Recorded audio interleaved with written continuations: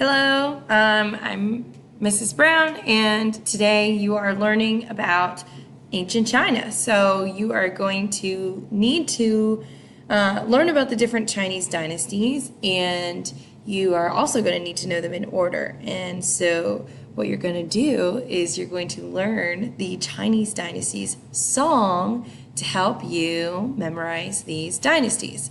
So this is done to the tune of Frere Jacques, or you may have heard Are You Sleeping, Brother John? But it goes with the Chinese dynasties, and hopefully I don't mispronounce these too badly. So it goes Shang Zhou Qin Han, Shang Zhou Qin Han, Sui Tang Sung, Sui Tang Sung, Yuan Mingqing Republic, Yuan Mingqing Republic, Mao Zedong, Deng Xiaoping.